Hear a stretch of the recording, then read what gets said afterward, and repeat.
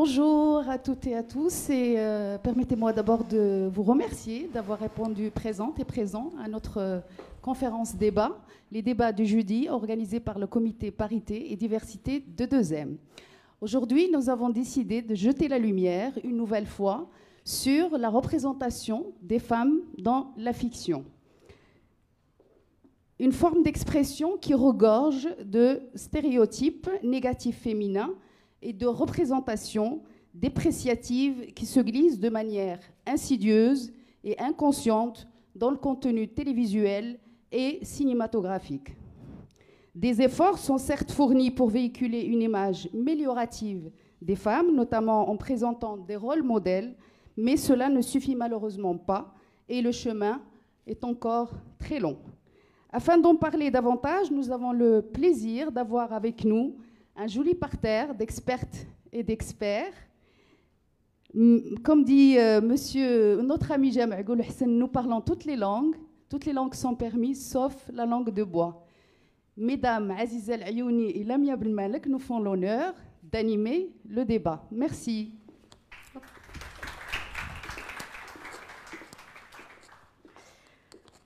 Bonjour à toutes et à tous. Bonjour.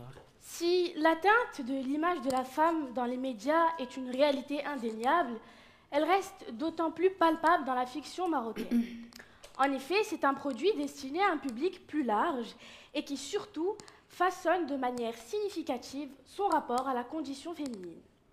مساء الخير، مرحبا بكم وشكرا على تلبية الدعوة. فعلا نقاشنا اليوم غادي يدخل دائما في إطار تحسين صورة المرأة في الإعلام، وغادي نتكلموا على تمثيلية المرأة في الأعمال التخيلية أو الأعمال التلفزية والأعمال السينمائية عندنا هنا في بلادنا في المغرب، وغادي نتكلموا كذلك على شنو هي الوسائل لترسيخ قيم الإنصاف وتوعية المرأة وإشراكها في مجالات اهتمامها، ويعني وأننا نسحبوا شوية من هذيك الصورة السلبية اللي كتروج لها بعض غادي نقولوا هذه الأعمال السينمائية والتلفزية. Et justement, pour en parler, nous avons le plaisir d'accueillir Monsieur Hamadi Giroum, qui est critique de cinéma et que j'invite à nous rejoindre sur scène. معنا كذلك للحديث على هذا الموضوع السيدة نجاة كوبي. مرحبا. Également avec nous, Madame Rita El-Qessar, qui est scénariste et que j'invite également à nous rejoindre sous vos applaudissements. ومعنا كذلك ممثل القناة الثانية سيد عبد الرحمن أمزلوق اللي هو عن مصلحة الأعمال التلفزية. مرحبا بك. Monsieur Giroum, vous n'êtes pas sans savoir que de nombreuses études et nombreux travaux réalisés sur la question démontrent que l'image de la femme transmise dans la fiction marocaine est extrêmement négative. Alors, Monsieur Giroum, la fiction renforce-t-elle l'image stéréotypée des femmes? مساء الخير. إلا حاولت نجاوب على هذا السؤال بشكل ديكوتومي غادي نقول وي ou non. Et je ne dis ni oui ni non. علاش؟ لأن باش نقارب هذا العمل خاصني نفضح أولا ما هي السينما، باش نفرقوا ما بين لو ديفيرتيسمون اللي هو مادة ديال التسلية، منتوج سينما تلفزيوني للتسلية فقط. وهنا كلام كثير، ولكن عندما نتكلم عن السينما كفن فهناك شيء آخر. من هنا فعندما أتكلم عن السينما كفن سأقول بأن السينما هي خطاب، هي récit, et ce récit il est manipulé ou plutôt il est véhiculé par d'abord une matière audiovisuelle اللي هي نسميوها سينماتوغرافية أو اللغة السينمائية، وهذه اللغة السينمائية عندها حكاية، والمهم ماشي في الحكاية، المهم في كيف نحكي الحكاية، لأن كثير ما يقال est-ce qu'on va raconter une histoire vraie ou bien une vraie histoire. هنا كنعطيو القيمة للحكاية. إلا عطينا القيمة غير للحكاية كنخلقوا ما يسمى وما نقولوا عن السينما المغربية أنها فقط سينما بيداغوجية أو تربوية، ولكن السينما المغربية تجاوزت هذا وخلقت ما يسمى بالفن، الجمال. ولذلك فأنا عندما أتكلم عن ناخذ مثلا جلال فرحاتي، ناخذ شاطئ الأطفال الضائعين. شوفوا معايا المشهد الأخير لشاطئ الأطفال الضائعين. مينا عملت خطيئة كبيرة، إلى بيشي، إلى ان enfant de son amour. Il a caché. Il a révélé ça à son père. Baha تصدم في الأول لأن c'est un scandale. Qu'est-ce qu'il va faire؟ اتفقوا باش تخبعها وباش تعمل مرات باها هي الحملة. خبعوا مينا. لكن مينا نهار ولدات ما سمحتش في ولدها، خدات ولدها. جيلاي فرحتي كيمشي بينا الفين، كيمشي بينا لا بلاج، منها غادي يخدم الماء لا بلاج لي زونفون بيردو. كنشوفوا الوليد كيضحك الوليد، كنشوفوا البحر، كنشوفوا البعد البحر، كنشوفوا لوريزون، كنشوفوا الماء. Ça c'est une métaphore de la plage. ماذا يقول جلال فرحتي بالنسبة للمتلقي الذكي اللي كيتفاعل مع جلال فرحتي؟ اما المتلقي اللي كيستهلك هذا واخا ما عرفتش شنو نعملوا له ما يمكنناش نوصلوا عنده. شنو قال جلال فرحتي؟ جلال فرحتي وكأنه يقول لنا وخلقنا من الماء كل شيء حي، أو فلينظر الإنسان مما خلق من ماء دافق يخرج من بين الصلب والترائب.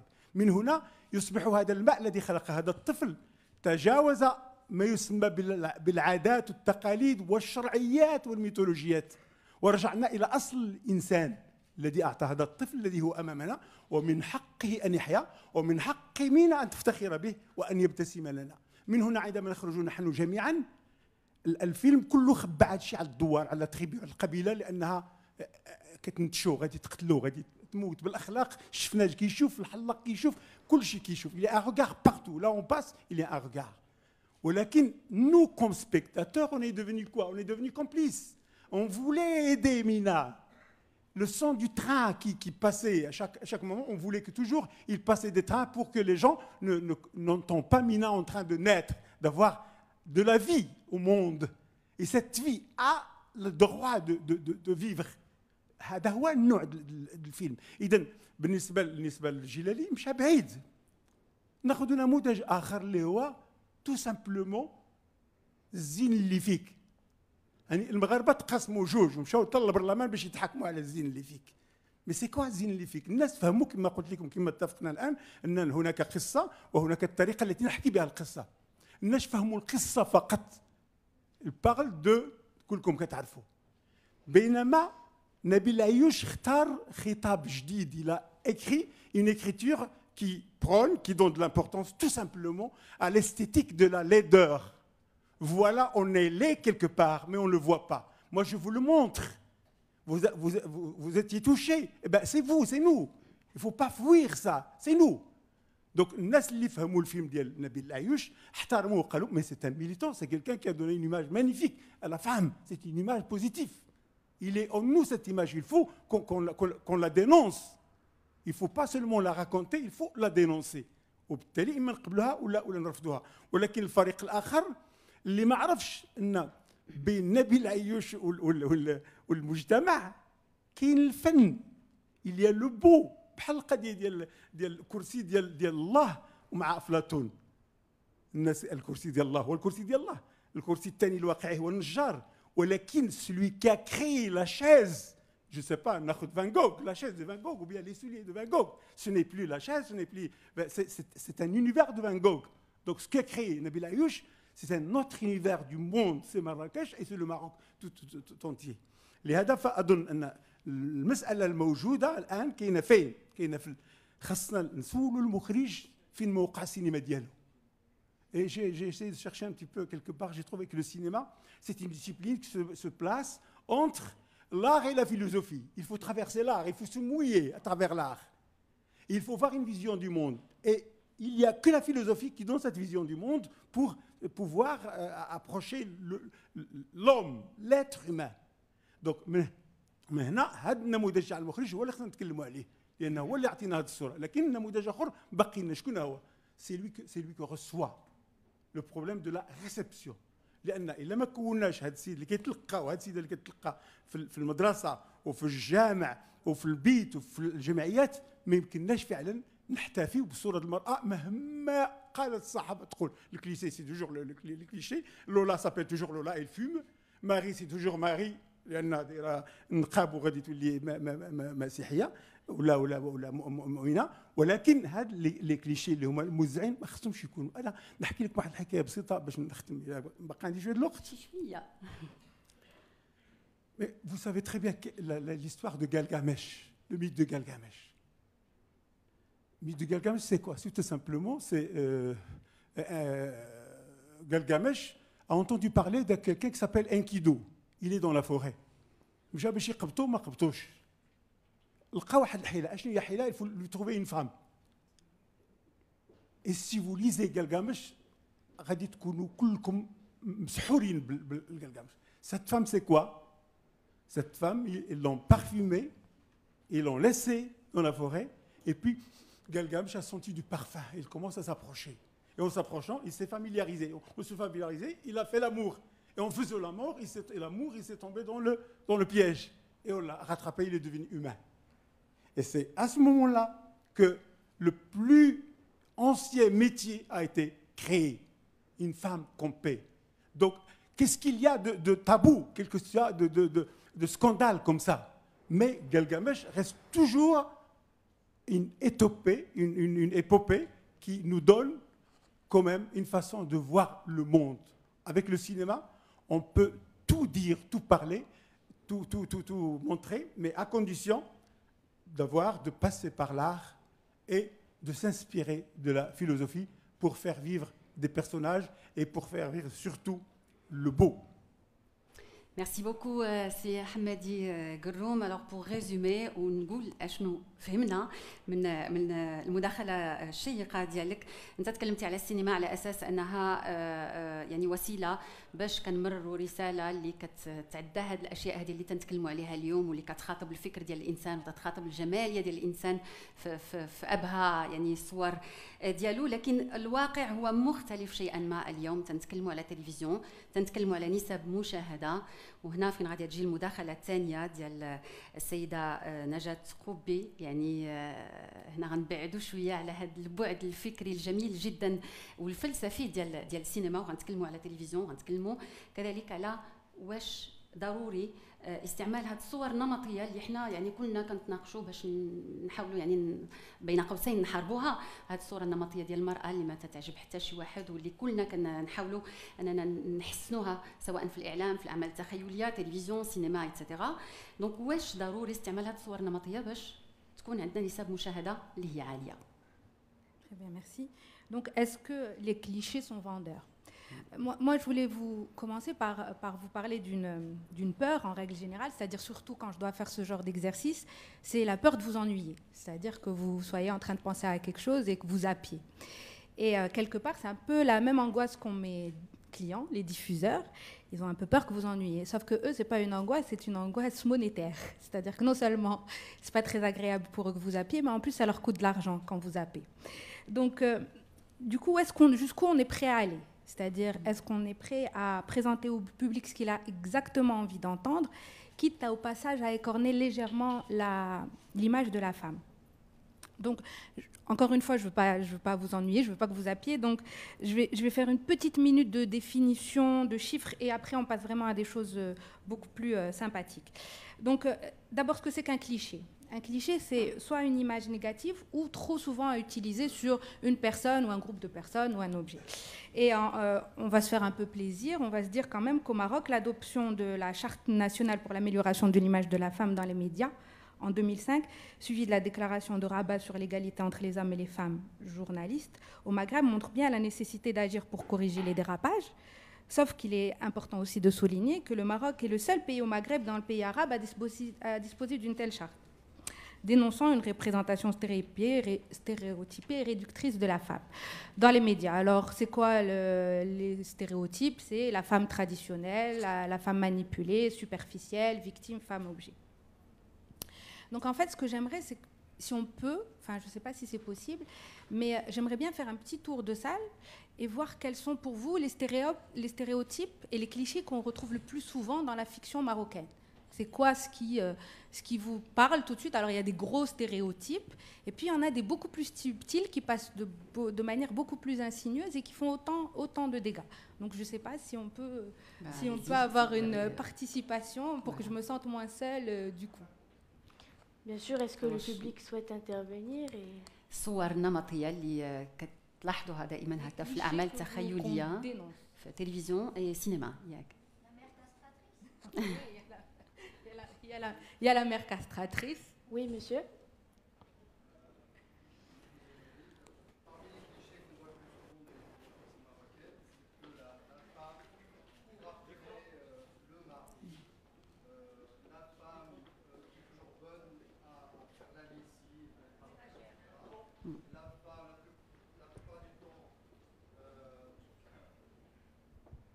Sous la protection de l'homme, rarement indépendante, rarement assurant des fonctions supérieures. On la voit bonne, petite bonne, on la voit femme au foyer, etc. Et puis, la femme qu'on voit le plus souvent ne ressemble pas à la femme marocaine majoritairement épanouie, etc. Elle est, on va dire, battue, ayant toujours des problèmes, pleurnicharde. Quand il s'agit d'une mère, elle est le plus souvent sa belle-fille, etc. Donc, je veux dire, ce n'est pas... C'est une partie de la société marocaine, c'est clair, mais ce n'est pas seulement ça, la société marocaine. Voilà, merci. Merci, cher monsieur.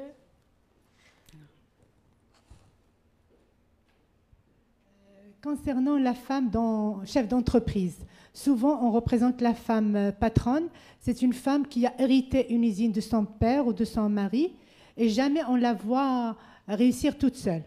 Donc il y a toujours quelqu'un sur qui elle peut compter, c'est un homme. Donc ça, c'est pas vrai dans la réalité aussi. Donc aussi la femme dépendante est jamais méritante. هادشي كله كنظن غادي يدخل في التساؤلات اللي غادي نساليو المداخلات كاملين فافتح لكم الفرصه انكم تطرحوا الاسئله. تفضلي لاله نجاة. Donc en fait, juste pour résumer, et à peu près vous avez un peu couvert tout ce que j'avais. Pardon. Oui. Bonsoir.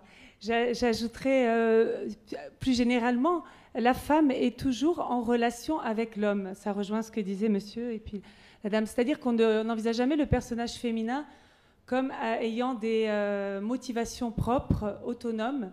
Donc elle va être la mère d'eux, la sœur d'eux, celle qui a hérité d'eux. Elle va défendre les intérêts aussi comme une lionne, mais pour le bien d'eux. Alors au mieux la famille, mais souvent avec un personnage masculin au centre. Et donc, d'ailleurs, les scientifiques du scénario américain ont établi un indice, dont j'ai oublié le nom, qui est très intéressant, et qui analyse dans un scénario, finalement, la place dédiée à la femme, donc qui se fait toujours le porte-parole, qui parle au nom pour défendre un homme. Et grâce à cet indice, on voit qu'une part tout à fait minoritaire, même dans des pays dits développés, plus avant, comme l'Amérique, je ne suis pas sûre. Donc ils n'atteignent pas des quotas supérieurs à 15% des scénarios qui sauvent le jeu. Voilà. Le public a beaucoup de choses à dire. Pour la fin des interventions, s'il vous plaît, pour que nous puissions ce sujet. Donc, si vous pouvez continuer, Madame. Oui. Donc, je vais juste résumer. Vous avez un peu couvert tout ce que j'avais dit. Donc, la femme enfermée dans son rôle de mère, la femme soumise. Alors, elle est soumise à tout et à tout le monde. Hein. Elle est soumise à sa famille, à ses frères, à son mari, à la société, à sa belle famille, bien sûr. On a aussi le cliché de la femme séductrice, manipulatrice, malveillante, brgaga. Et bien sûr, la belle-mère, la mère castratrice. Ça, c'est les gros clichés qu'on a vraiment, les plus simples. Après, il y en a des plus subtils. Et c'est ce que vous avez dit, c'est-à-dire qu'on peut voir des femmes qui travaillent Mais très souvent, le contenu de leur travail n'est pas mis en valeur dans le scénario parce qu'on va parler, quelque part, on s'en fout de ce qu'elles font. En fait, ce qui est important, puisque ce qui est important dans la vie d'une femme, c'est son mari et ses enfants. Donc, même son travail, son lieu de travail va être un prétexte pour parler de sa situation familiale. Et puis, très souvent, les travails qu'elle fait, ce sont, entre guillemets, des travails de femmes. Donc, on va voir des femmes dans des rôles des métiers qui sont plutôt féminins. Enfin, donc c'est ce que vous disiez, dans les séries dramatiques, elles sont victimes, elles sont dans des situations de précarité qui sont liées à leur statut de femme. Et enfin, dans un autre registre qui est celui du sitcom, on préfère par exemple développer les prises de bec entre femmes parce qu'on trouve que souvent c'est plus drôle que des disputes d'hommes. Et ça, c'est des clichés qui sont beaucoup plus subtils, mais qui sont la réalité. Donc maintenant, moi, ce qui m'intéresse, et là c'est un peu le côté épineux du sujet, c'est est-ce que ces clichés sont fondés ? Est-ce que c'est juste inventé ou est-ce qu'ils existent ? Donc si on fait l'exercice, mais là je ne vais pas le faire parce que je vais me faire crier. Donc l'exercice, ce serait de voir, avec tous ces clichés, est-ce que ça vous fait penser à quelqu'un ? Dans tout ce qu'on vient de dire, est-ce que vous pensez à quelqu'un, à vous ? Est-ce qu'il y a des choses qui vous parlent ?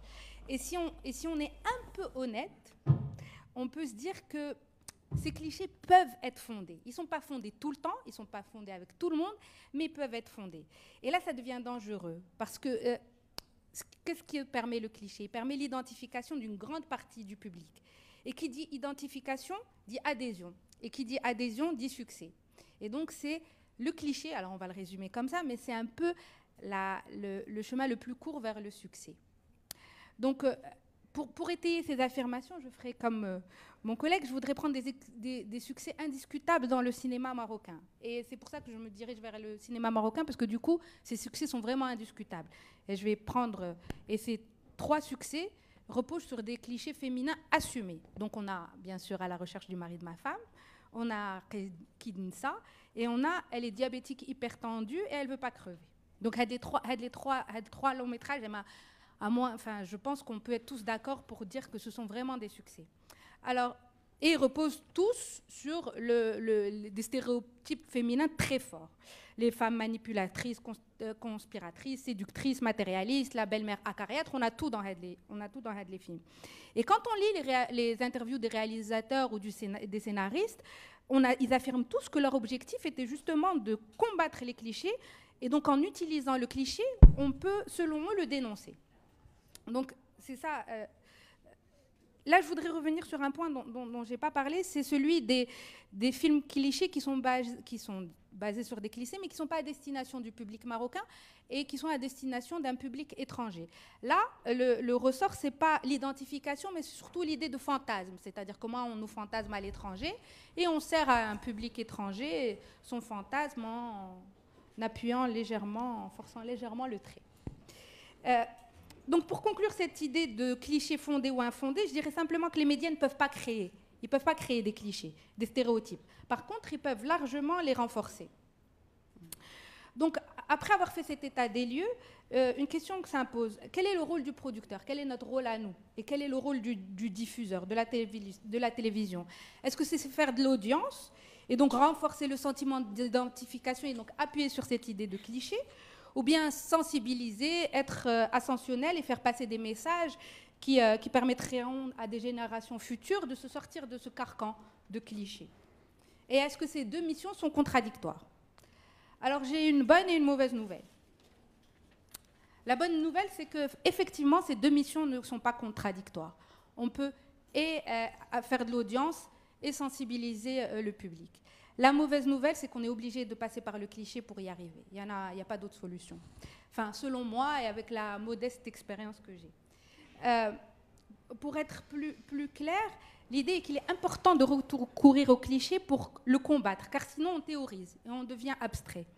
Et j'aimerais prendre pour cela comme exemple, un exemple qu'on connaît plutôt bien, c'est celui de Hail Beja, saison 2, qui est le sitcom qui a été diffusé cette année sur 2M. Donc, si on prend les personnages féminins, et principalement les personnages féminins de cette sitcom, ils peuvent paraître de premier abord hyper clichés. on prend Shama, on prend le Kamla, on prend Halima et Hanan. Elle donne largement lieu à une identification du public, spécialement féminin. Shama tetmout al-shqa, Hanan considère que son mari doit subvenir à ses besoins, même si sa fortune à elle est largement supérieure à la sienne. Le Kamla remplit largement le cliché de la belle-mère acariâtre et castratrice, et Halima joue le rôle de la femme de temps en temps séductrice. Donc là, on est dans l'identification et on emporte le public avec nous. Mais quand on regarde les personnages d'un peu plus près, le message est légèrement plus intéressant. Parce que qu'est-ce qu'on transmet? Concernant par exemple le Kamla est une sexagénaire qui refait sa vie en tombant follement amoureuse d'un homme de son âge. Et donc là, on tord le nez complètement à l'idée de Msha ou Djoujbiha ou Stachia et le jeunisme environnant et surtout le jeunisme qui touche la femme. Ensuite, on prend par exemple l'histoire de Hanan qui a épousé Khiyari. C'est une femme d'affaires aguerrie qui interdit à son mari de s'approcher de ses affaires parce qu'elle ne le laisse même pas intervenir là-dedans. Et puis le fait qu'elle est une adolescente et qu'elle se remarie, ça n'a posé de problème à personne. Et le seul moyen de faire passer ces messages et qu'il n'y ait pas rejet, c'est qu'il y ait une part d'identification et donc une part de cliché dans l'histoire. Et si on en revient à mon dernier exemple, qui est celui de Halima, qui est une vraie femme indépendante, elle est célibataire. Le fait de se marier ou de ne pas se marier ne lui pose même pas un problème, c'est-à-dire qu'on a fait très très peu d'intrigues sur le mariage de Halima dans toute cette sitcom. Et puis si elle est coquette et qu'elle aime s'habiller, elle le fait pour elle, et pas du tout pour un moyen d'attirer un mâle dans ses filets. Donc, juste pour conclure, on crée des personnages qui, de premier abord, peuvent paraître être des stéréotypes, afin qu'ils ne soient pas rejetés par le public, parce que c'est comme ça qu'on peut avoir l'adhésion. Et ensuite, on introduit subtilement des caractéristiques plus aspirationnelles et on arrive à faire passer les messages que nous, on veut. Voilà.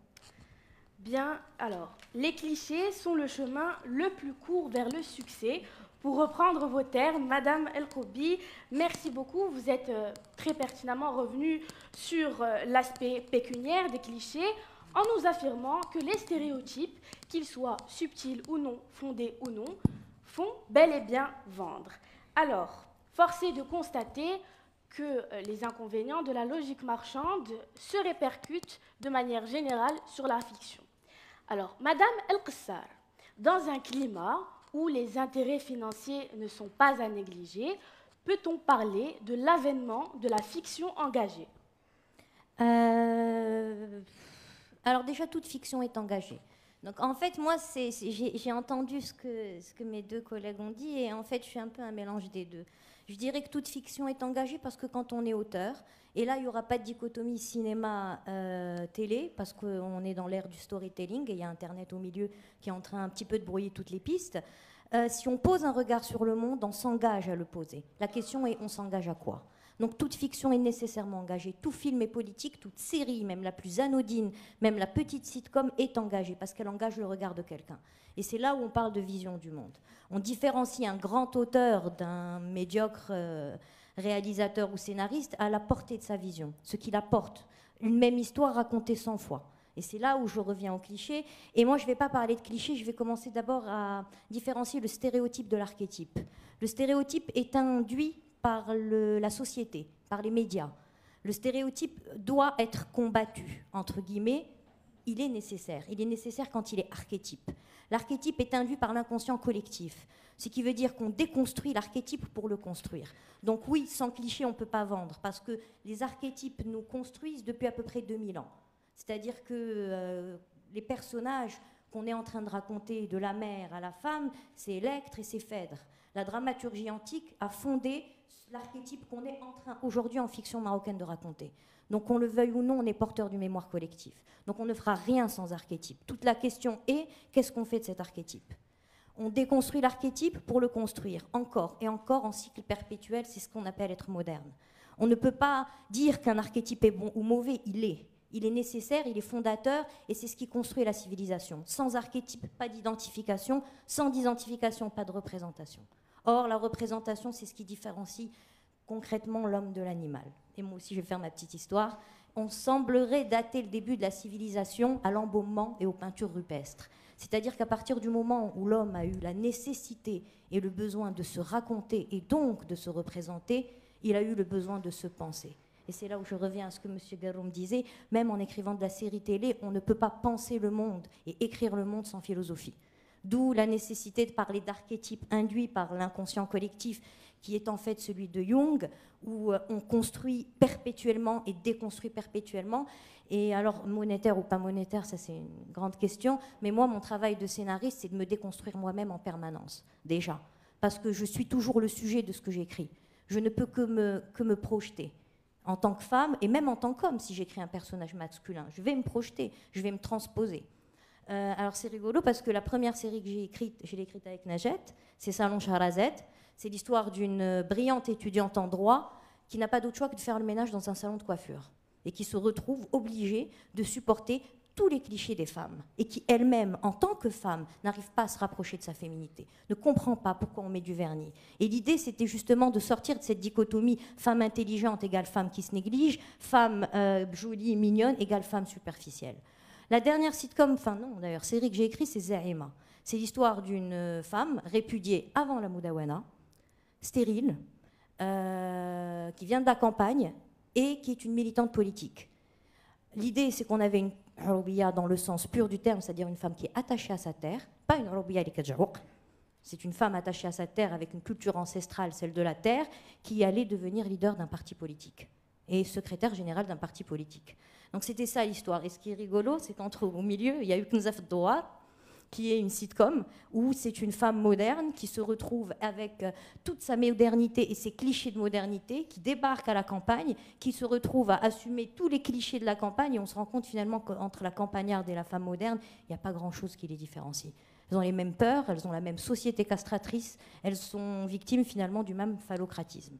Donc on se construit en tant que société par les médias aujourd'hui. Donc je vais répondre à la question déjà de l'engagement, qui est très important. On doit s'engager. On a un pouvoir immense. Qu'on soit dans le cinéma ou qu'on soit dans la télé, si on représente le Maroc, le monde, la femme, l'homme, on a la responsabilité de le représenter correctement. Parce qu'aujourd'hui, les gens, ils lisent plus. Ils regardent la télé.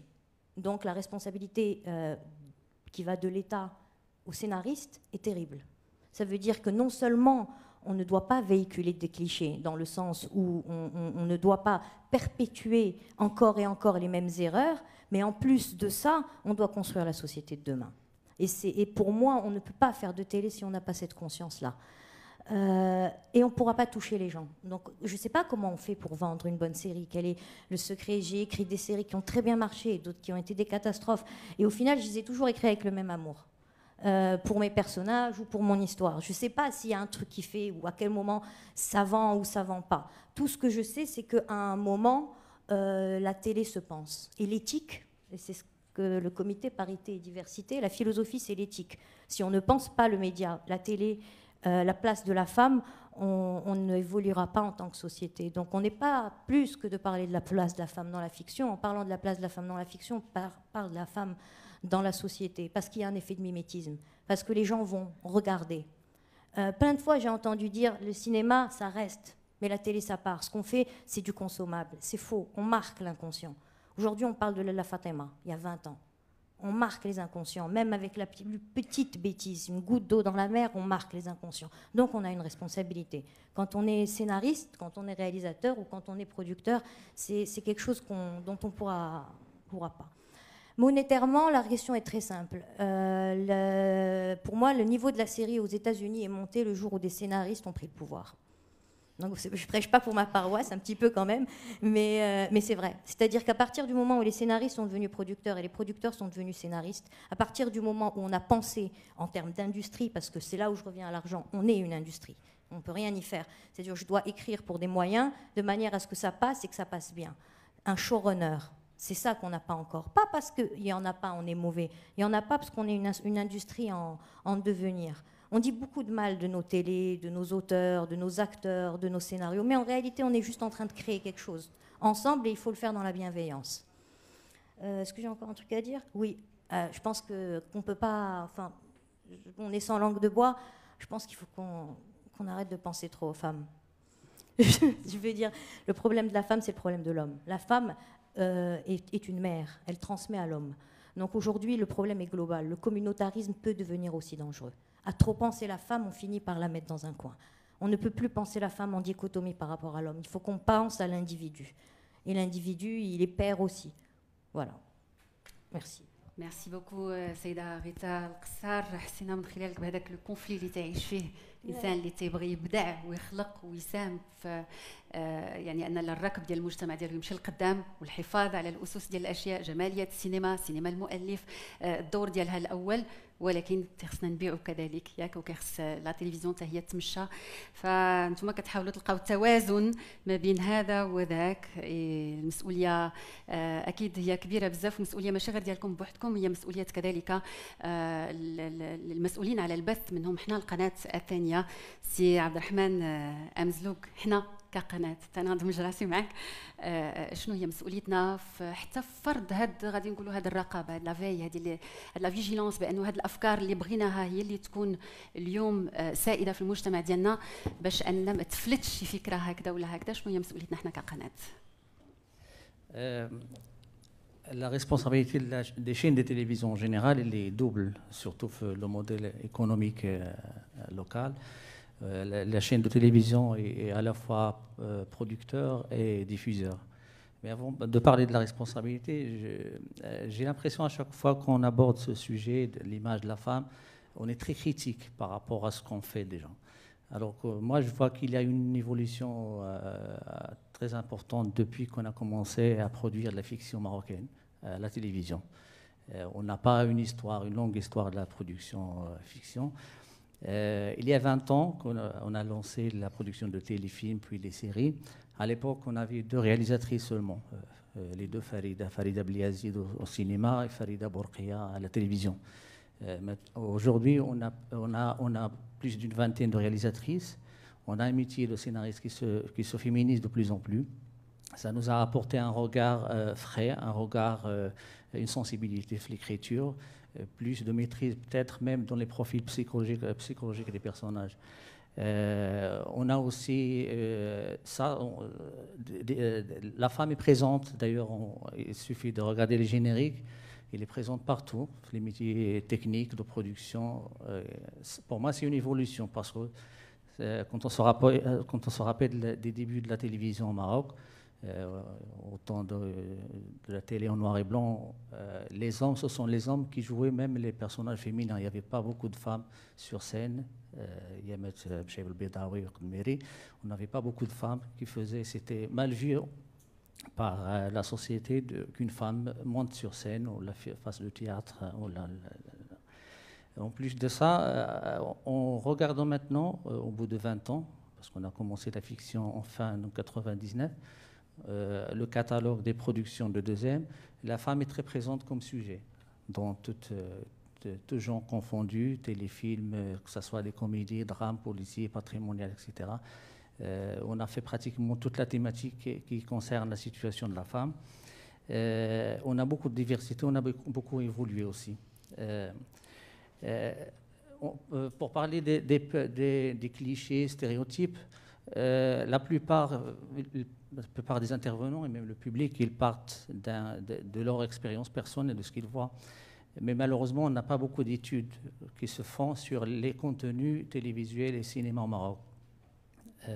Très peu d'études sur ces questions, sur le contenu. Mais d'après ma propre expérience, en tant que membre des comités de lecture, de visionnage, il y a souvent ces clichés traditionnels, qui sont partout d'ailleurs. Quand on cherche un peu sur Google, les études qui se font en Europe, en France, en Belgique, en Tunisie, c'est souvent les mêmes stéréotypes qui reviennent. Celui de la femme au foyer qui est très intentionnée, maternelle, etc. Mais pour moi, ça se justifie parce qu'on essaie de proposer une fiction familiale. Donc la famille, la cellule familiale, elle est au centre de toutes les intrigues, de toutes les histoires. On n'a pas encore beaucoup d'histoires sur des parcours individuels. On n'a pas l'individu qui est au centre de l'intrigue. On a l'individu à côté, il y a la femme, l'épouse, les voisins. Il y a souvent on raisonne en termes de cellules. Il y a l'image aussi de la femme qui exerce souvent des professions perçues comme féminines. Mais à ce niveau aussi, il y a pas mal de projets de fiction. On a proposé des rôles nouveaux pour la femme. Dans la police, par exemple, il y a 10 ans déjà, on a fait le Qadia, pour la première fois, une femme dans la police scientifique. On a des rôles, on essaie de proposer des choses nouvelles, mais je ne pense pas que la fiction télé doit aller plus vite que la société, finalement. On est rattrapé par l'actualité. Ce qu'on propose, surtout aujourd'hui, avec l'overdose, qu'on a des images, c'est minime parfois. Le rôle de la télé est rétréci par rapport au lot des images qu'on voit chaque jour sur le web, sur les réseaux sociaux, etc. Donc, il y a des clichés, il y a des stéréotypes, mais ils sont essentiels, surtout quand on essaie de proposer des genres grand public, comme la comédie, par exemple. Est-ce qu'on peut faire une comédie sans caricaturer, sans parodier, sans travailler sur les clichés? Ce débat, on l'a souvent lors des auditions, dans les comités de lecture avec les auteurs, etc. Mais moi, je retiens une chose, c'est qu'on évolue à ce niveau. On a beaucoup évolué sur certains aspects. Au niveau de la chaîne, il y a tout un travail de suivi qui se fait depuis la sélection des projets, à travers les appels d'offres, même avant, à travers des procédures internes qu'on avait de comité de lecture, etc. Le comité de visionnage, on essaie, avec nos propres moyens, avec toutes les contraintes qu'on a aussi, des délais d'écriture, de développement, des contraintes liées au profil des auteurs, etc., la spécialisation, et le problème de formation aussi, et de financement. Donc on essaie de proposer une image fidèle à ce que, à la place qu'occupe réellement la femme dans la société marocaine. On essaie d'avoir une représentation juste de la pluralité des rôles qu'elle a et puis surtout des progrès qu'elle a réalisés. Donc ce travail, on le fait à travers... c'est un travail collectif, je pense, parce qu'autant les objectifs ils sont clairs, autant c'est compliqué parce qu'il y a beaucoup d'intervenants dans la création. Quand on accueille, quand on reçoit un projet créé sur papier, c'est une promesse, mais il y a tout un travail. Il y a beaucoup d'intervenants, scénaristes, production, comédiens par exemple. Parfois, on a des profils de personnages écrits sur le papier. Après, on attend, c'est le comédien qui donne vie finalement à ce personnage. Il suffit d'une réplique pour changer le sens d'une situation, etc. Donc, à la création, c'est compliqué quand même.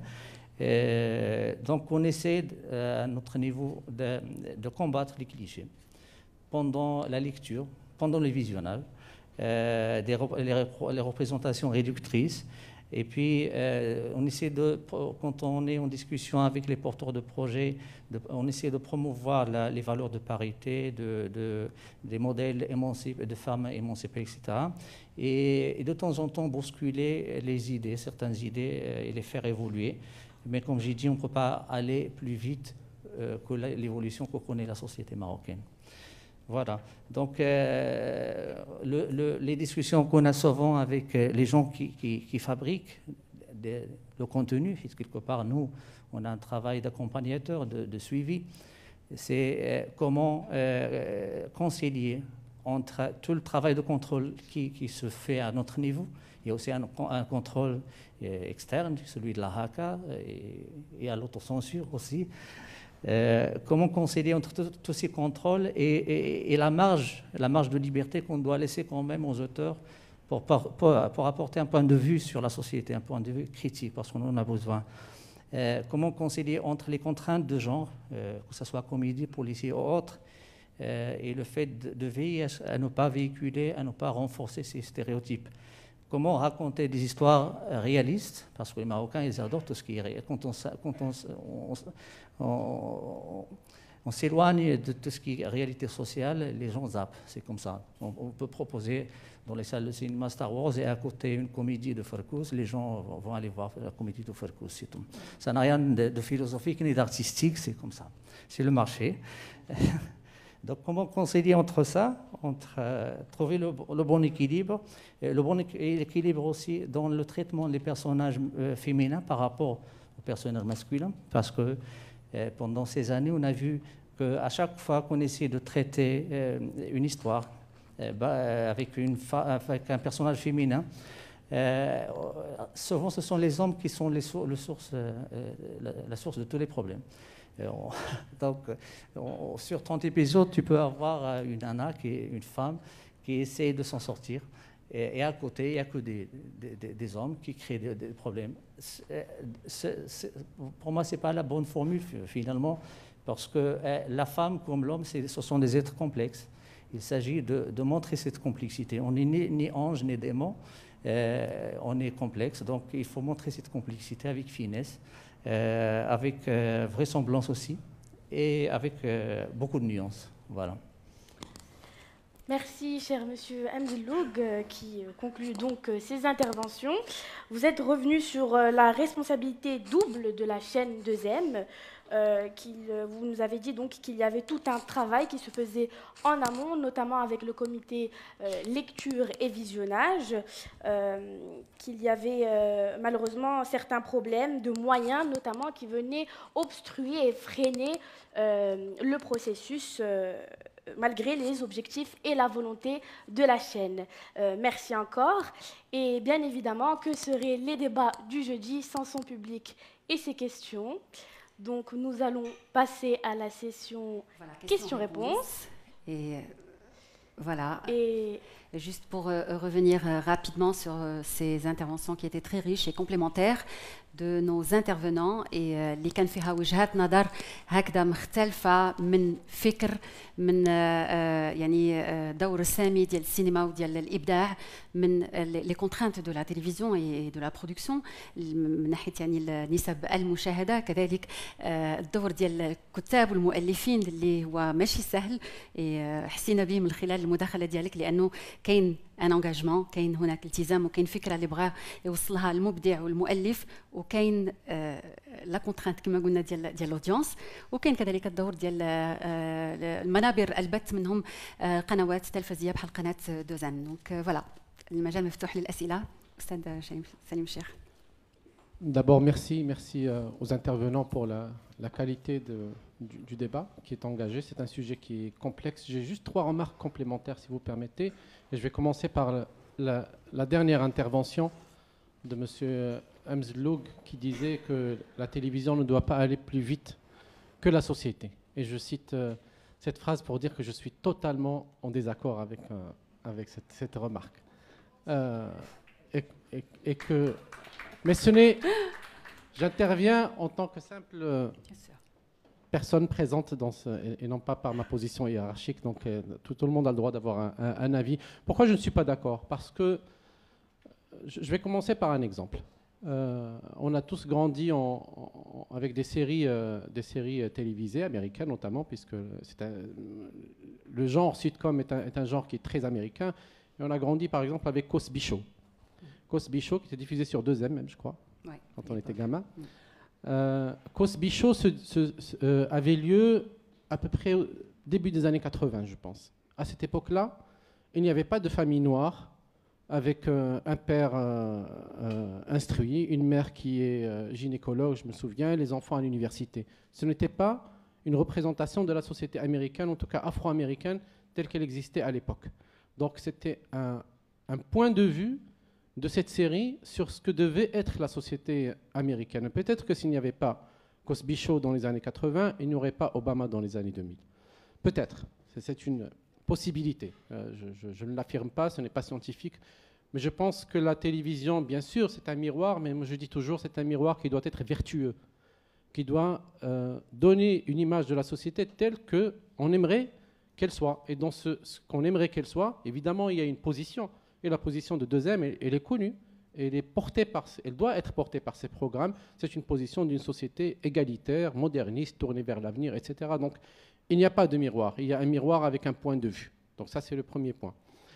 Le deuxième, par rapport aux clichés et aux stéréotypes, alors le risque, comme mes collègues, J'ai lu des centaines de scénarios et de projets, etc., parce que je fais partie de la commission de sélection des programmes. Et la difficulté, c'est de remplacer des stéréotypes par d'autres stéréotypes. Et alors, donc, on dit, alors, il faut arrêter avec les femmes au foyer, bien qu'elles représentent 80% des femmes marocaines. Et donc, vas-y, on va balancer des personnages féminins, femmes d'affaires, un peu trop durs, comme vous avez dit, madame, tout à l'heure, et on passe à un autre stéréotype qui n'est pas meilleur que le premier. Quand on dit une bonne représentation de la femme dans la fiction ou dans les programmes en général, pour moi, c'est un équilibre entre les différents rôles que joue la femme dans la société. Et qu'on ne soit pas systématiquement dans une représentation identique qui va perpétuer encore et encore la même image. Évidemment, vous l'avez dit tout à l'heure, on est d'accord, c'est la femme au foyer, sournoise, le commérage, castratrice, voilà. Donc, ce qui m'inquiète, c'est le côté systématique de cette représentation. Et je ne pense pas que remplacer cette représentation par une autre à l'opposé soit la meilleure solution, mais tout est dans l'équilibre et dans la nuance, et ça, je pense que les intervenants en ont parlé. Troisième point et dernier, vous avez beaucoup fait le lien entre les stéréotypes et la nécessité... la nécessité d'utiliser des clichés, d'emprunter des stéréotypes, parce qu'il y a la pression de l'audience et qu'il y a des enjeux pécuniaires, etc. Mais alors là, absolument pas. La preuve n'existe pas qu'une représentation faite de stéréotypes fait plus d'audience ou vend plus de publicité qu'une autre. Moi, je n'ai pas la démonstration. Si quelqu'un l'a, qu'il me la donne. Et on a fait l'expérience. Rita a écrit beaucoup de choses, Najat a produit beaucoup de choses, d'autres amis qui sont ici ont produit beaucoup de choses, qui sont très, on va dire qu'ils sont très engagés, disons-le, il ne faut pas avoir peur, hein, et qui ont fait autant d'audience et autant de chiffres d'affaires, etc. Et pas seulement dans la fiction, dans différents programme. On avait fait Madame Safra, qui était un programme totalement révolutionnaire à l'époque, où des femmes quittaient le foyer familial et laissaient les hommes se débrouiller avec les tâches ménagères et avec les enfants. Il avait fait 50% de part d'audience. Bon, ça nous a valu une manifestation devant la porte de Deuxième par quelques gens à la pilosité exagérée, mais voilà, c'est le jeu. Mais ça a marché et c'était populaire. Donc, on peut être moderne, équilibré dans la représentation et totalement populaire et tout à fait rentable. Moi, je ne vois vraiment pas de problème par rapport à ça. Et je pense qu'il faut arrêter de dire que pour vendre, il faut faire une représentation traditionnelle ou conservatrice, etc. C'est totalement faux. Et voilà, j'ai fini. Merci. Merci beaucoup. Vous n'attendez pas de réponse. Donc, c'était juste... Voilà. Alors, d'autres questions? C'est à la Sidier. Hicham Boukhnif, je suis directeur général du cabinet Aigle Bleu. Enchanté. D'abord, je remercie ce panel très dynamique et très richissime, ainsi que le comité parité. Je voulais faire une petite déclaration par rapport à notre chaîne nationale 2M. Sur ces 20 dernières années, 2M a joué un rôle très très important. Je suis un homme, donc je peux le confirmer. Nous sommes nombreux à le penser et le constater dans la valorisation de la femme, la valorisation de la réalité de la femme marocaine, qui est notre mère, notre sœur, notre amie, notre cousine, notre cliente aussi. Hein. Les clientes femmes sont mieux que les hommes, hein. Je peux vous le confirmer. Alors, moi, je voulais juste, par rapport à ma raison d'être professionnelle, rajouter une petite idée. Hein. À un certain moment, on fait beaucoup de fiction et on met la femme en avant pour essayer d'abord qu'elle joue son rôle, quelle est sa position, mais mettre la femme dans la fiction, ce n'est que de la pure communication. Et on sait tous qu'à un moment, la communication a pris un virage 360 degrés avec le digital. Je pense que dans la fiction marocaine, il est temps de prendre un virage à 360 degrés. Comment? Bon, l'idée que je vous propose aujourd'hui, c'est juste, comme on dit dans le jargon professionnel, insight, c'est l'argent. L'argent, c'est le nerf de la guerre. On sait qu'on ne peut pas mettre en place une fiction dans laquelle on veut mettre la femme sans investissement.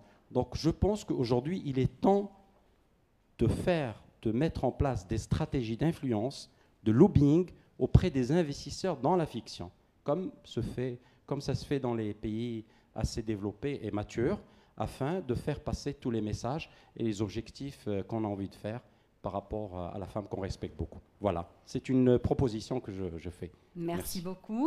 D'autres questions?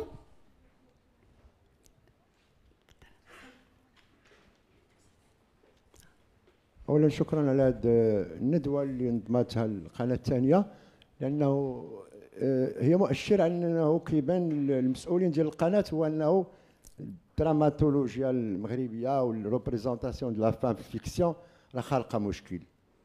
وهو فعلا هو في الحقيقه لي فام دابور بيان سور، لانه المشكل هو راه كاين المشكل ديال الريبريزونطاسيون ديال الانسان المغربي كله من لونفون حتى دو 7 à 77 ans. كل شيء مارتنا مهلوكه. وفعلا حنا كنناقشوا هذا الشيء وسط التلفزيون المغربي. دوزيام اللي انا وليت كنعتبرها قناه عموميه كما قالت الاخت، بان كنناقشوا هذا الشيء تحت الاكراه ديال الاودينس. الوغ في مؤسسه عموميه ما كيخصش يكون هذا الاكراه بحال اللي كاين في الدول المتقدمه اللي ما كاينش كاع الاشهار، كاين اللي غاديين في اتجاه ديال ان الاشهار ما يبقاش.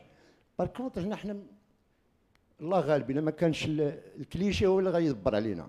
ما كاينش كليشي، ما كاينش فلوس تقدر تسد دوزيام، هادشي حنا فاهمينه. بالتالي حنا كان الهم ديالنا هو نمشيو بعيد. بخصوص الكليشي راه هو اللي كاين من سواء هكا ولا هكا. اما الكليشي بحال ناخذ المراه كاينه، كنبداو من دار لدار، المراه الفيكتيم كليشي حتى الحدود القصوى. الجهه الاخرى باش ما نوحلوش في التحليل ناخذوا النجوم التلفزيونيه هما كلهم عيالات اللي ممثلات اللي تألقوا في الدور ديك شاطا ماطا دوبوي، يعني راه معروفين بلا ما نقولوا الاسماء، معروفين هذا. بالتالي حنا ما يمكنش نحافظوا على التلفازه العموميه باننا نمشيو مع الكليشي حتى اخر المطاف باش نبقاو حيين، لان هذا هو اللي وقع لنا المشكل حتى في المدرسه العموميه. باش نحافظوا على المدرسه العموميه كننجحوا كل شيء. هاد الكومباريزون راه مهمه بزاف. كنتمناو تكون هاد الندوه من اجل غد افضل. شكرا ليك بزاف. شكرا. بداو نعطيو وقيله شي واحد بغى يجاوب. دونك فوالا سو سون جوست تفضل باش ناخذوا اسئله. بالفعل الاشاره اللي اشار لها السي العلواني هي مهمه جدا. كيف؟ بالنسبه لي انا مؤسسه ضمنها الدوله وعطيها المال العمومي، خصها كيف ما هي المؤسسات العموميه ترفع من مستوى الناس. ما عنديش نقول لكم نفس الشيء ان الجمهور عايز كذا، هذه بقات المصريه كنضحكوا بها الان. ما بقاش كل واحد كيتكلم باسم الجمهور هو كذاب. حتى التقنيات الدقيقه، لان التقنيات الدقيقه ريلاتيف، كتحط هنا وكتحط هنا وكتبقى نسبه للغلط. الان الاختيار الاساسي للمجتمع، اشنو هذا المجتمع اختار؟ عندنا مشكل في المراه، عندنا مشكل في الراجل، خاصنا نختاروا. واظن الاستاذ الشيخ قالها، المجتمع فات التلفزيون، فات الروائيين، فات المسرحيين، في اشياء خطيره جدا. كنقارن نفسي بيني وبين بنتي، كنلقى بنتي بيني وبينها مسافه كبيره، كتقول لي الوالد انت راك ما بقى فيك يعني قاتلين كليشي لا في القرايه ديالها لا في المشاهدات ديالها. انا جيتي سينيفيل باسكو اون ايتي دي سينيفيل، الي بلوس موا الي بلوس سينيفيل كو موا ماتنا. لذلك انا تنتكلم على هناك اختيار في التلفزيون. الاختيار الاول هو التلفازه عندها ذاك الاهداف الاربعه ديالها. اون ا بوزوان دو ديفيرتيسمون. الانسان المغربي في حاجه للتسليه، دونك نعطيه التسليه اللي تترقيه اساسيه. ثقافه هذيك حاجه اخرى يمكننا نتكلموا عليها الى بغينا كذا. شنو الثقافه؟ هي بكل بساطه ان نضيف على التسليه جوده وفن. هو هذا. دونك التسليه ضروريه لان خصنا نسليو الناس. يعني لي ساناليست عندنا رائعين، وخصوص المراه. انا متى نتكلم على المراه جو كوا il n'y a pas plus sensible que la sensibilité de la femme. Et le Maroc est en train de vivre une période magnifique. أنا كنشوف دابا غير الطلبة اللي كنقريو في المدارس ديال السينما ولا في الكليات، il y a que des femmes, c'est magnifique, c'est extraordinaire. Et je crois que le Maroc a été géré souvent par la raison. Une raison qui s'est affrontée avec le mur. وماشي غير حنا، العالم كله تصادم، العقل ما وصلنا لوالو. دونك رجعوا لا سنسيبيليتي، لي 5 سونس ما عطيناهمش قيمه. و جو كخوا التلفزيون يمكن يعمل هذا العمل هذا. Il faut donner de l'importance aux 5 sens, à la sensibilité, à l'émotion. Et ce qu'on est en train de faire aujourd'hui, même si on amène Kant ou Hegel à parler aux gens, il ne fera rien. Mais une simple scène télévisuelle, la scène que j'ai racontée tout à l'heure, cinématographique, de Gilles Frahati, et nous donnera à la femme une dimension extraordinaire, défendre le péché. Je crois qu'on est entre les mains un moyen extraordinaire, magnifique, mais il faut se libérer tout simplement de الوزن ديال l'audience. L'audience ما خص حتى واحد يتكلم بها. خص يعني حنا نعاونوها ونساعدوها. Je crois que on a besoin de ce que je peux appeler tout simplement du beau. عندنا le nécessaire, il est là. L'utile et l'agréable, il est là. Mais pousser un petit peu vers le beau, c'est très facile. C'est quoi le beau? C'est tout simplement pousser les gens à penser une belle pensée. Au lieu de se divertir avec de la médiocrité, et cette médiocrité, qu'est-ce qu'il va créer? Il va créer divertir le divertissement par des divertissements. Et on aura toujours soif de ce divertissement, on ne va pas s'arrêter. Moi, je préfère montrer à des gens un film de Hicham El-Asri qui va les ennuyer. Mais ils vont s'ennuyer pendant la séance. Et quand ils vont sortir, ils vont penser, ils disent « Waouh !» Et comme ça, ce n'est pas les 2 heures que le producteur m'a donné pour remplir les gens, comme dirait le fameux Coca-Cola. Non, je donne aux gens toute une vie à penser. Je crois que c'est ça le rôle de la télévision nouvelle, du Maroc nouveau. Merci. Ouais, je vais me permettre. En fait, toutes ces questions, quand on est auteur, on ne se les pose pas. Dans le sens déjà du cliché. Moi, tout ce que je fais, quand je commence à écrire, c'est que je dois démonter les clichés. Parce que inconsciemment, sans m'en rendre compte, je vais les écrire. C'est comme ça. Donc, je ne pourrai jamais me dire mon défi est de raconter une bonne histoire. Une bonne histoire, souvent, c'est la même, qui se raconte selon un point de vue. Des bons personnages auxquels on s'identifie, un univers créatif, réaliste, crédible, à la fois selon une société, à la fois selon des personnages, à la fois selon une histoire. Mais si je me mets à écrire en me disant tout ça, déjà, c'est difficile, je vais devenir folle. Comment raconter une bonne histoire? Je ne sais pas ce qui fait de l'audience, mais j'ai l'impression que si on raconte une bonne histoire, touchante et émouvante, il faut des ingrédients, il faut la transmission, il faut le divertissement, il faut la culture. Si on se met à tout compartimenter, on aura des mini-œuvres. Par exemple, divertissement. Molière, c'est du grand public, c'est du divertissement, Molière. Mais Molière, c'est des clichés sur clichés qu'on démonte les uns après les autres. Le divertissement n'est pas quelque chose de honteux. Le divertissement est la base de la littérature aujourd'hui. On faisait du théâtre pour faire rire les gens. On faisait du feuilleton, publié en feuilleton. Aujourd'hui, c'est à la télé, mais avant, c'était publié dans des magazines avec des cliffs à la fin pour les faire rêver. Donc le divertissement, c'est la manière la plus efficace de transmettre. C'est pour ça que je cliché, compartimenter la culture avec le divertissement. En réalité, quand je suis devant ma page blanche, je dois tout mettre en même temps à la même importance. Parce que si je monte une importance par rapport à une autre, je suis perdue. Donc c'est... Voilà. Najat. Alors moi, je voulais revenir sur cette idée d'audience. Alors ça fait quelques années que je travaille avec les différentes chaînes de télé et Deuxième en fait partie. Je ne suis jamais arrivée avec cette contrainte. C'est-à-dire, je ne suis pas maso, c'est-à-dire que je fais un travail et je mets beaucoup de cœur dedans et j'aimerais bien qu'il y ait un maximum de gens qui nous regardent parce que sinon, on ne ferait pas ça, on ferait autre chose. Donc, nous, on a envie que les gens nous regardent. Mais je ne suis jamais arrivée, ça n'a jamais été le débat que j'ai eu avec les gens en face. Personne ne m'a dit « Ah non, tu ne peux pas raconter cette histoire » ou là, « Ah, ce personnage, il ne va pas être regardé ». Ce n'est pas du tout ça. En règle générale, et là c'est vraiment très honnête, je ne fais pas de langue de bois, la chaîne est dans cette démarche de quel est le message, quel est le sens, quel est le message. Et quand vous faites du sitcom, c'est très compliqué de venir devant une chaîne et vous leur dites « Ouais, mais moi, je veux juste faire rire les gens. » Et les gens en face, ils disent « Ah non, non, mais vous n'allez pas juste les faire rire. Il faut les faire rire, il faut faire passer des messages, il faut que ça ait du sens, et il faut prôner des valeurs. » Et c'est vraiment ça notre travail avec la chaîne. Donc, je voulais faire ce témoignage parce que j'ai pas en tout cas, mes clients ne me le transmettent pas. C'est-à-dire que peut-être eux, ils le gèrent en interne, ils se débrouillent, je ne sais pas comment ils font. Mais en tout cas, moi, personne ne me met cette pression. Moi, je la mets parce que c'est mon métier. Mais personne ne vient me dire « Ah, mais il faut que tu fasses l'audience, et pour que tu fasses l'audience, il faut que tu utilises des clichés. » Mais vous avez constaté, à travers ces longues années de travail avec des chaînes de télévision, que les clichés sont vendeurs. Donc ça, c'est un constat personnel, je pense. C'est pas ça qui est... Alors, vendeur, parce que c'est ça, en fait. C'est qui mon client? Est-ce que mon client, c'est la chaîne, ou est-ce que mon client, c'est le téléspectateur? Donc effectivement, quand j'arrive à la chaîne, au contraire, si je suis dans les clichés, c'est pas vendeur du tout.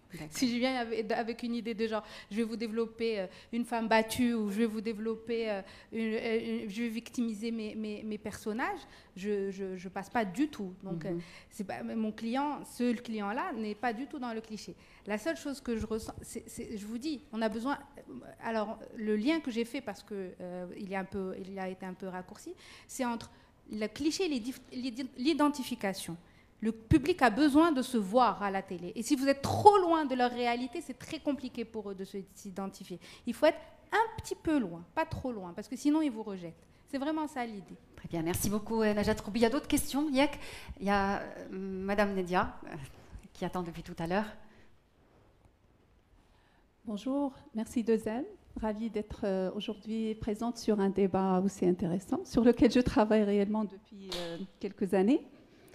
Et, pardon? D'accord.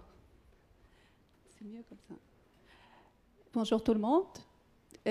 Voilà, moi aussi, Najat, j'ai été interpellée par cette idée de faire du cliché pour vendre plus, pour faire plaisir aux dieux audimat. Et j'aimerais citer un exemple que je crois a beaucoup marqué l'imaginaire des Marocains, celui du personnage de Chaïbia. Alors, Chaïbia, bizarrement, était la personne qui portait la culotte dans la famille. Et Chaïbia, elle avait la main sur tout, hein, sur le quotidien, sur le spirituel. Et Kbour était ce bougre qui était complètement à côté de la plaque, qui fait de la médisance, qui est mauvais, qui est sale, qui ne sait même pas faire sa prière et faire mais on a toujours été très impactés. Je ne parlerai même pas du retombée financière, de l'impact, je crois que tu le sais, la chaîne aussi. Et sans transition, je vais passer à un autre personnage qui a été écrit par Rita, celui de Zaïma.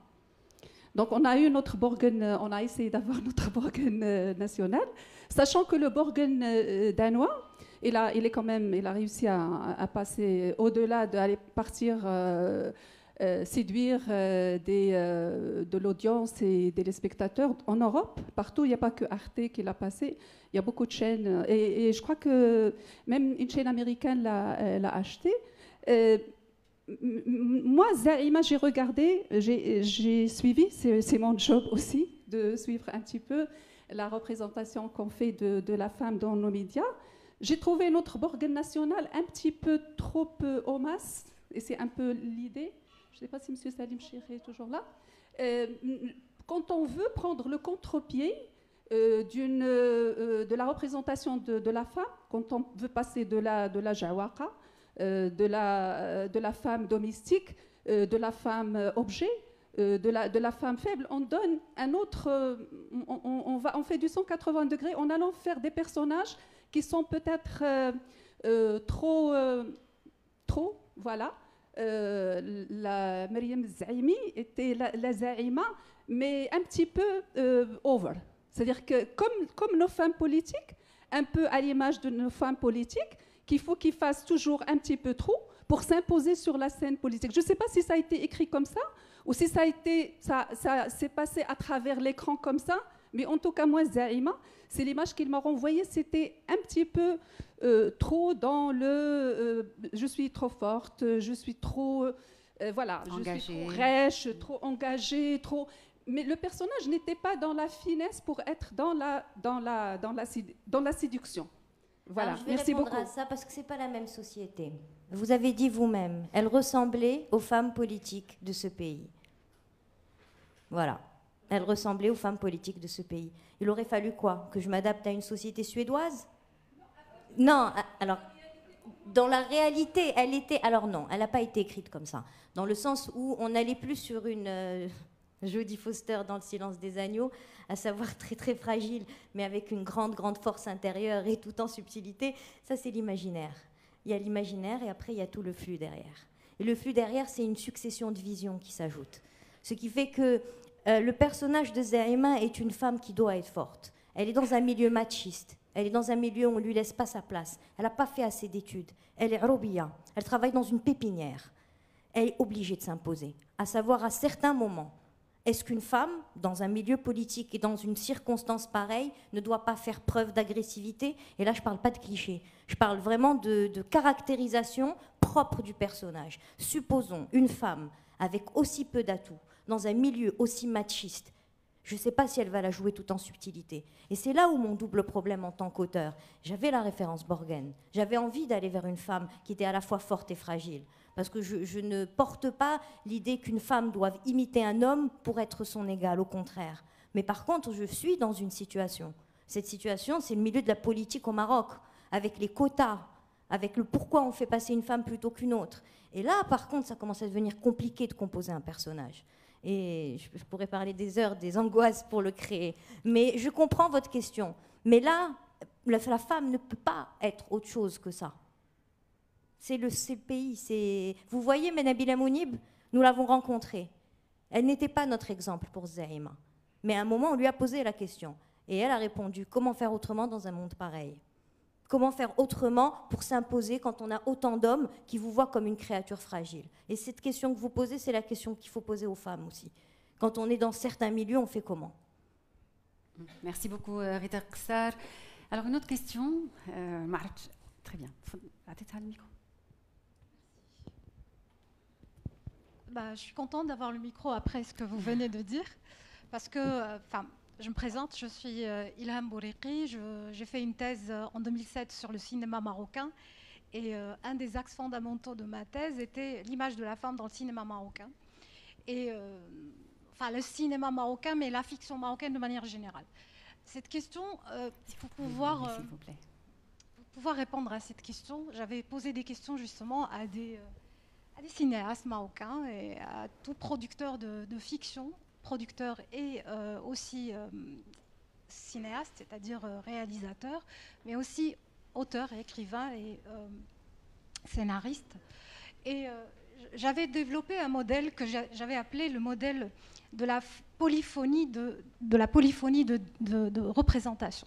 C'est-à-dire que c'est ce que vous venez de dire, vous êtes en tant que scénariste, vous écrivez un profil, une représentation, et cette représentation, elle passe à travers plusieurs représentations, et elle finit par être quelque chose qui est complètement loin, peut-être, de ce que vous avez imaginé ou de ce que vous avez écrit. Moi, j'ai envie de vous dire pourquoi on ne voit pas une femme aussi intelligente que vous, qui parle aussi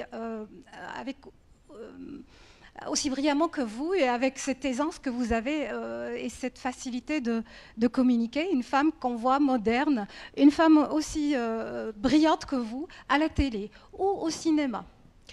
La question, elle reste posée jusqu'à maintenant et ma thèse, je l'ai faite, je l'avais soutenue en 2007. J'avais travaillé sur le cinéma marocain de 2010 à 2005. Donc, je pense que la question est ailleurs. La question telle qu'elle est posée, elle suppose juste une description. À travers toutes les interventions, je pense que la question est ailleurs. Elle est dans l'éducation, dans la polyphonie de réception aussi. Elle est dans la polyphonie de ceux qui reçoivent cette image et cette représentation. Nous sommes plusieurs représentations. Et nous avons envie de nous identifier dans ces médias ou dans ces créations qu'elles soient télévisuelles ou qu'elles soient cinématographiques. Maintenant, le problème, je pense qu'il est... La question de la femme, elle est politique, elle est sociétale, elle est sociale, elle est partout. Et quand on veut poser cette question, quand on a envie de mettre... Et je suis contente que M. Benchir avait dit ou est intervenu pour dire c'est ma position, ce n'est pas forcément ma position en tant que directeur, n'est pas forcément la position des commissions qui sélectionnent ou qui choisissent. Maintenant, ce que j'ai envie de vous dire, c'est pas vraiment, mon intervention n'est pas vraiment une question, je vais pas m'étaler plus longtemps. Je vais juste dire que il faut qu'on ait un média qui représente la femme avec beaucoup plus de courage. Je crois que la Constitution est allée beaucoup plus loin que ce qu'on voit à la télévision. Je crois que le gouvernement n'ose pas aller plus loin parce qu'il y a des considérations politiques et autres, et des considérations d'ordre idéologique autres. Mais je pense qu'il est temps qu'on commence à travers... le cinéma a une position différente parce qu'il n'a pas ce poids derrière lui, il a juste... Il n'a pas à éduquer, il n'a pas à transformer la vision d'une société, il a à produire de l'art. Et si cet art joue ce rôle, c'est encore magnifique et c'est encore meilleur. Par contre, les médias publics, ils ont ce devoir de nous donner, de donner à la femme que je suis, ou à ma fille, ou à ma sœur, ou à la petite fille qu'on est en train d'éduquer maintenant, une image d'une femme auquel elles ont envie de s'identifier, et non pas une image régressive et loin de la réalité de la jeune femme d'aujourd'hui. Merci beaucoup. Alors, une autre question, une autre intervention.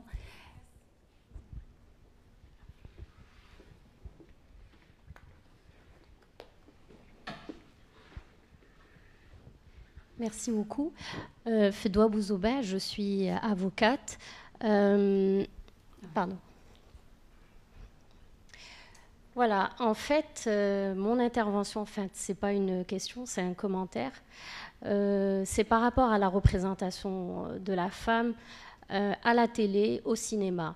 Moi, ce que je remarque souvent, c'est qu'on présente soit la femme de la campagne, à laquelle je ne m'identifie pas, et qui est soumise, qui a plein de problèmes, de défauts qui sont visualisés à l'écran, ou bien la femme urbaine qui est, je dirais pour résumer, méchante. Voilà. Ça, c'est ma perception un peu de ce que je vois à la télé.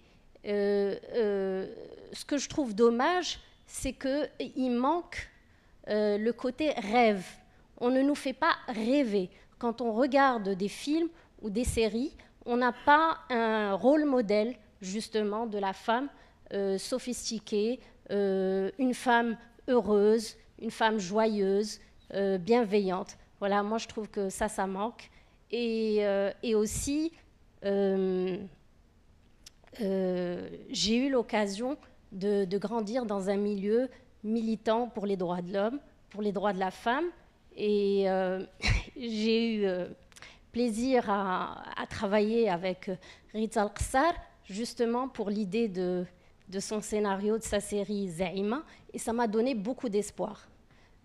Honnêtement, je me suis dit, ben tiens, c'est la première fois, vraiment, qu'on visualise à la télé, à l'écran, un rôle modèle qui en fait décrit un parcours politique, un parcours d'un statut assez particulier de la femme dans la société marocaine, qu'on connaît à travers les médias, mais qu'on ne voit pas vraiment, enfin, qu'on connaît à travers les médias si on s'intéresse aux questions politiques, mais qu'on ne voit pas vraiment à l'écran ou qu'on ne voit pas raconter à travers une histoire de vie. Donc voilà, et bravo à Rita. Merci. Est-ce que quelqu'un souhaiterait intervenir? Réplique de la CD. Juste pour dire que quelquefois on oublie, et on a commencé à oublier le rôle de la télévision et des chaînes télévisuelles. Je crois que, je ne sais pas qui a dit ça, je l'ai oublié.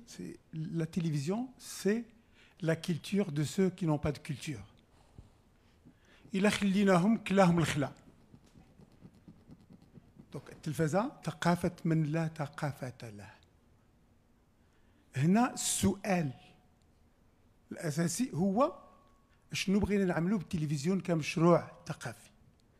السيدة تكلمت الآن على لا ريبريزونطاسيون. دابا هذه المشكلة ديال لا ريبريزونطاسيون فيها نسحبوها حنا مسألة آلية. Non, pas du tout. Il faut tout simplement représenter une femme positive ou bien négative à travers les médias ou à travers le cinéma ou la télévision, et il va avoir un impact sur le... Non, pas du tout. Au niveau psychologique, la représentation هي آخر ما يتبقى في علم النفس في اللاشعور. علاش؟ لأن كاين اولا كاين الواقع هو الاساس ديال اليومي ديال امك وامي وبا واختك وجارتي وجارتي الى اخره. ثم كاين l'image que peut-être le réalisateur crée qui va être très loin du réel parce qu'il a sa fiction à lui, et puis la représentation qui est très très très très loin. Donc cette hiérarchie, elle est très importante quand on parle, quand on lance des concepts comme ça. Il faut faire attention à ça. Donc, pour parler aux Marocains ou bien à un public à propos d'une représentation, il faut d'abord se poser qu'est-ce que c'est que la représentation. Deuxièmement, ce qu'on est en train de faire aujourd'hui par la télévision, je crois que on est en plein succès. علاش؟ لأن المجتمع العربي كله إلا شفنا التلفزيونات ديال المجتمع العربي صافي شبعنا منهم.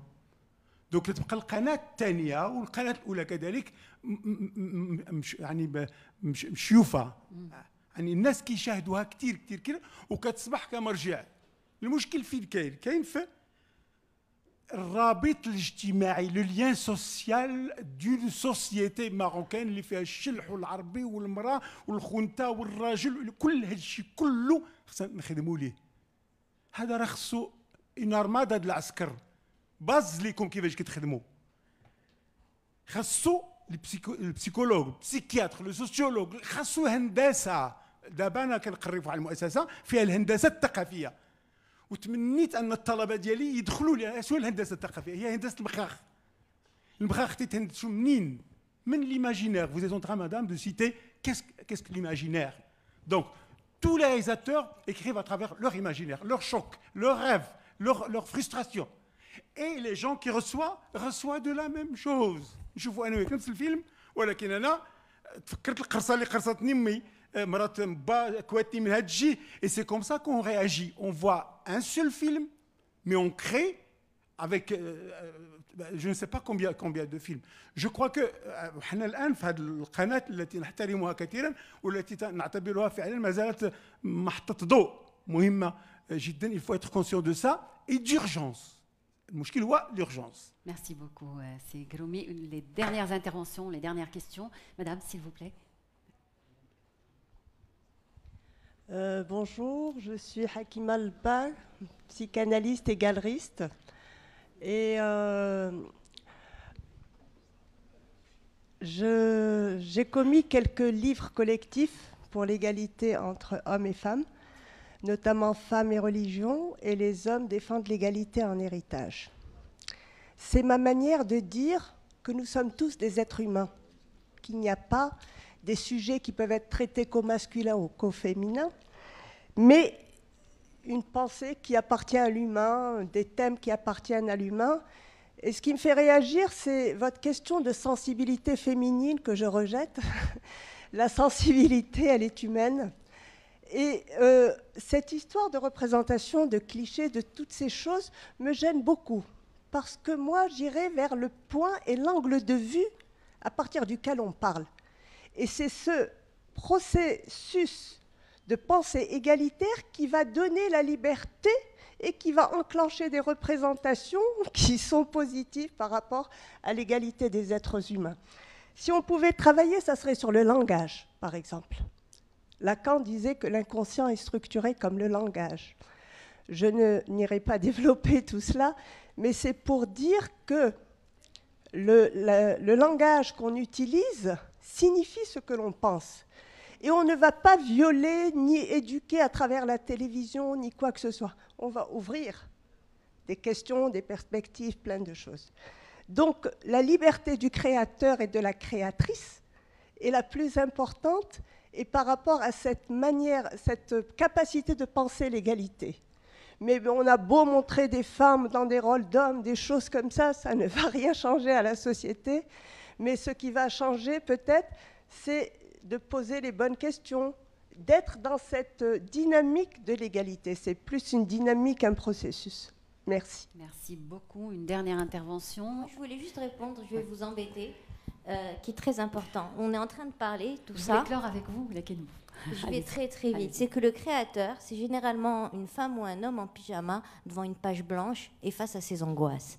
C'est-à-dire que tout ce qu'on est en train de conceptualiser là, ça se résume à moi à 2 heures du matin en train d'essayer de trouver une idée. À un moment, c'est mon inconscient. C'est-à-dire que quoi qu'il se passe, que ce soit bon ou que ce soit pas bon, il n'y aura rien d'autre que ce moment, moi, ma page blanche et cette idée que je dois trouver. Et je ne peux pas penser à des clichés ni à des audiences à ce moment-là. Voilà, c'était mon... Très bien. Alors, la dernière intervention, تفضلي لالا. تدخلي غادي يكون بالعربية. أنا فقط غنهضر على الجانب القانوني والمنظم للإعلام. كنعرفوا بأن المغرب اختار الانخراط في الحقوق والحريات بمراجعة قوانينه بمصادقته على العديد من الاتفاقيات. مفروض أن الإعلام كسلطة قوية ومؤثرة أن يواكب هذا الانخراط، هذا التطور، أن يعكس هذا التطور، يعكس الواقع والتطور اللي كتعرفوا المرأة والمواقع اللي بكل مستوياتها. ما نلاحظه أن الإعلام في واد، وأن السياسة أو القوانين والتشريعات في واد آخر، بحيث أن مثلا مسألة المساواة ومسألة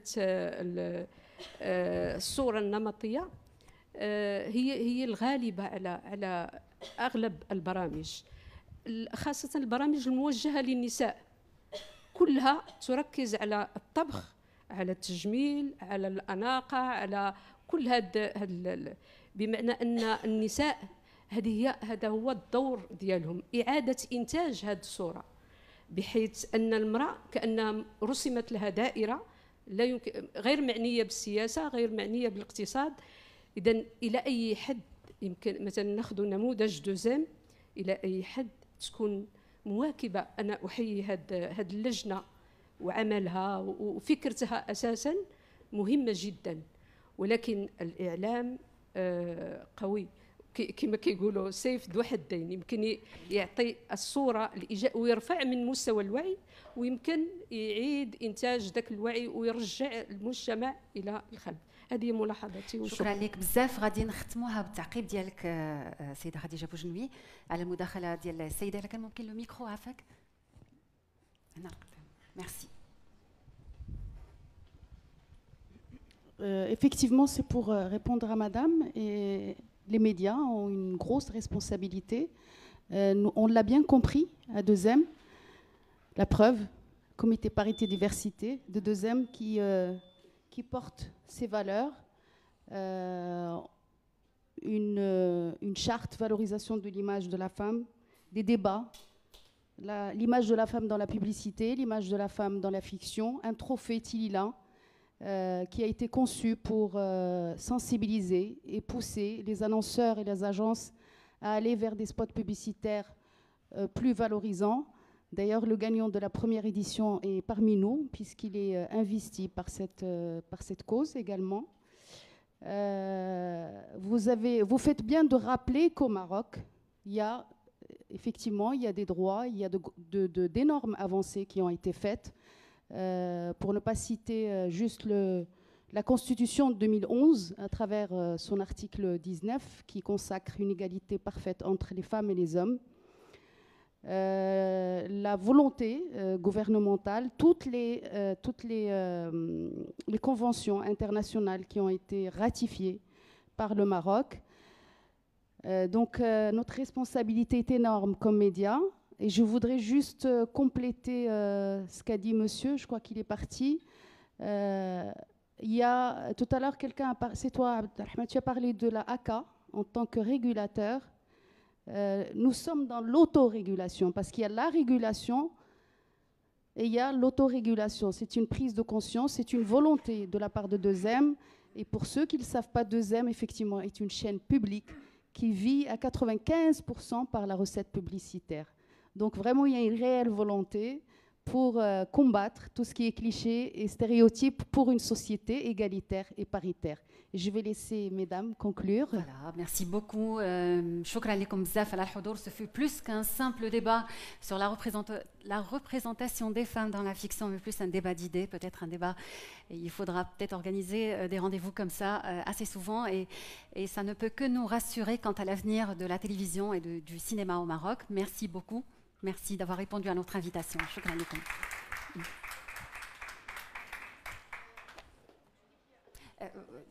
Il y a un petit cocktail. Merci.